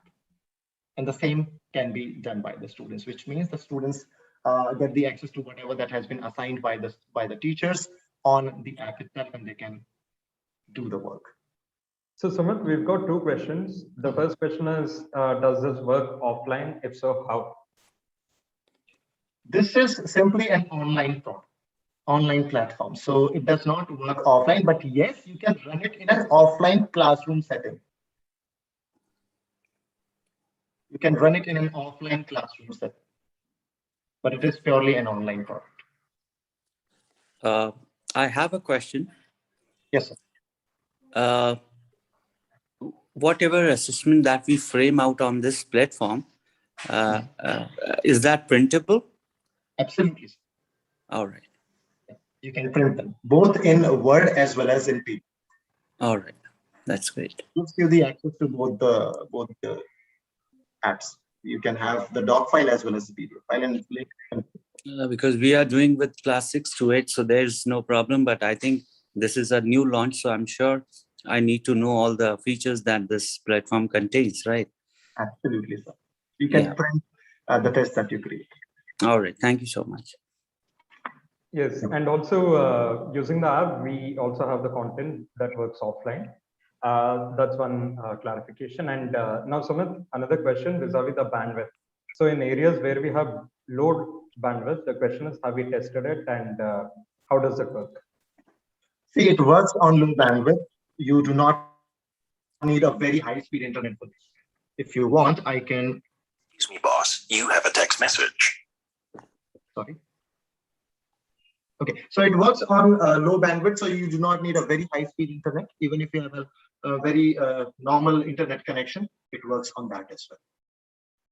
And that has been tested, and the fact is that when Jammu had very low bandwidths through the last 1 year, we'd tried working this in some schools there, and it did work pretty well, both on the mobile obviously, when you download the content, it works offline. But then on the laptop also, in low bandwidths, in 2G connection, which was limited for most part of the year, it did work very well. Absolutely. So, and adding to what Shrikant has just said, Shrikant, if you allow me to share my screen for a few seconds, I want to show the kind of configuration that is required for this platform. Now you can see all we need is just 1 GB RAM and 1 GB disk space, right? So it does not take much space. It does not need very high or very or 8 GB RAM or 4 GB RAM or 12 GB RAM. It works on 1 GB RAM system as well. An operating system that you need is just Windows 7, Windows 8.1, or Windows 10. And all the major browsers are supported with this platform. Exactly. So you do not need a very, very highly configured laptop or a desktop to run this platform. Thank you. Great, thanks. Thank you so much for your thoughts, Sumit. I think these were the two pertinent questions. But in case any teacher or the school leaders have more questions, obviously you can reach out to the local sales executive or write to us. Please do get in touch with your the sales colleague at your place, and I'm sure you'll benefit a lot by when we show you the demo, and it's going to really help you vis-a-vis establishing the blended learning system of classes in your school. So thank you so much.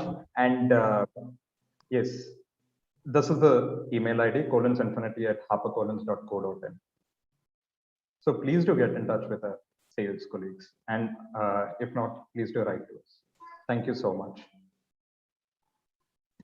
And Sandeep sir or Poonam ma'am, any of the panelists, would you like to share your closing thoughts before we switch off for the weekend?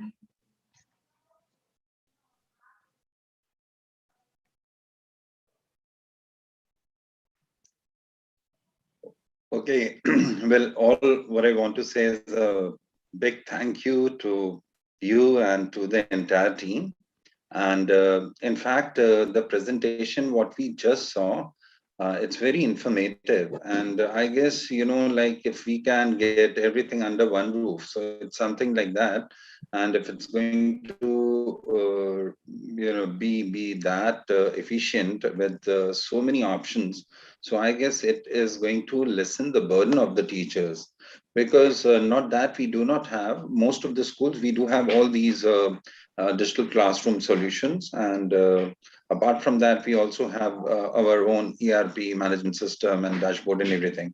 But, like what is actually needed is whenever we have to go for some extra assessments and all, so we have to customize.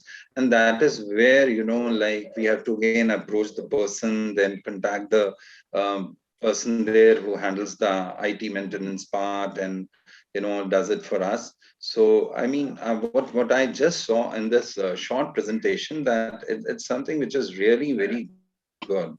And then, of course, the other things, the financials and all, they too are important, because that is where, the buck stops. So I guess Collins has been into this for many years now. And therefore, they'll always do something, which will be in the interest of all the institutions. So I guess you will go for affordable pricing just to make it convenient. And the good part was like a good many attendees, they were from far-flung remote areas. So where now CBSE has 25,000 plus schools, if we talk of just our board. Okay, so, now they are widespread. So again, what impressed me was the RAM size, that even 1 GB can help, or you don't need to have a good bandwidth, like at least 10 Mbps, nothing less than that and all. Well, it does impact, because what I've seen is like it slows down the speed. So, and then, there is this voice drag and all that. So I guess that if it is all that effective, my only hitch was like, is there something wherein, we can, because if suppose you can't have access on and off, so if something is stored, so, for a particular class, and then the teacher can access that even offline. So I guess that would be a good idea. We've got the teachers and students can access it offline also. That's a clarification. Okay, that's nice. That's what is important. So thank you so much, and once again, I would like to thank you all. Yes, thank you so much to all the panelists, and obviously wishing you all happy Diwali in advance. And I'm sure all of us will celebrate, but do that very, very responsibly. Thank you so much. And to all the teachers too, both on YouTube as well as here on Zoom, thank you so much for being wonderful participants. Thank you so much. Thank you. Thank you. Thank you so much.